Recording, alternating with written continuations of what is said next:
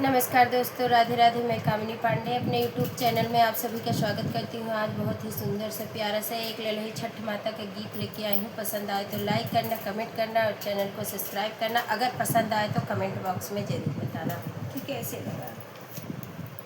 ये छठी माई आई तो हरी सरनिया मोरी मरमिया बूझा। हे छठी माई आई तो हरी सरनिया मोरी मरमिया बूझा। परली चरनिया तो हार मोरी मरमिया बूझा। परली चरनिया तो हार मोरी मरमिया बूझा।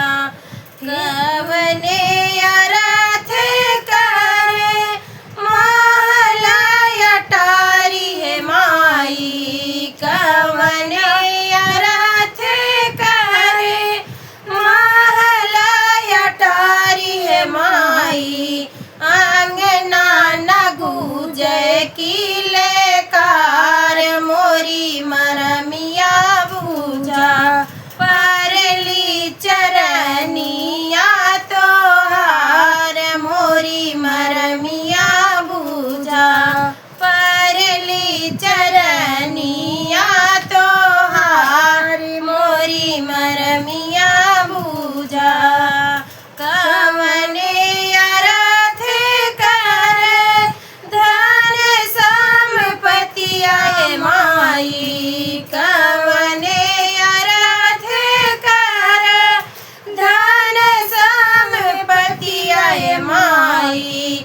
बाजी नाही शुभ घड़ी धार मोरी मरमिया बूझा।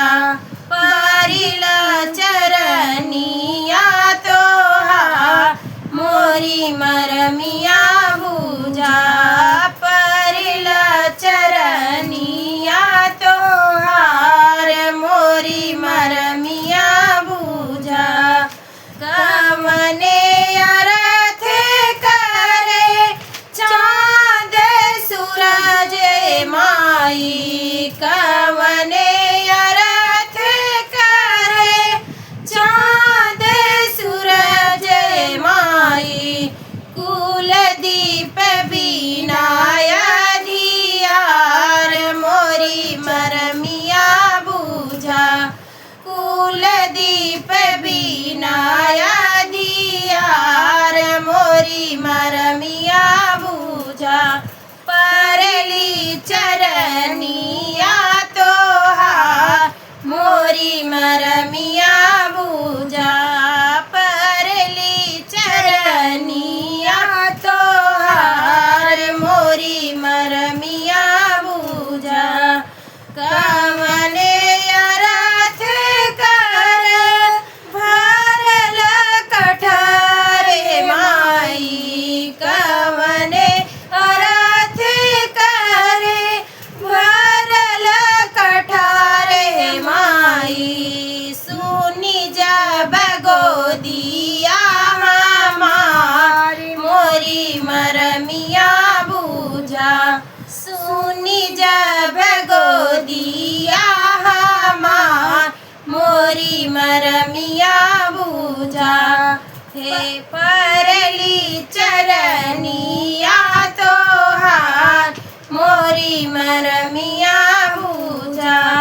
हे छठी माई आई तो हरी सुवरिया मोरी मरमिया बूझा। परली चरनिया तो हार मोरी मरमिया बूझा। परली चरनिया तो हार मोरी मरमिया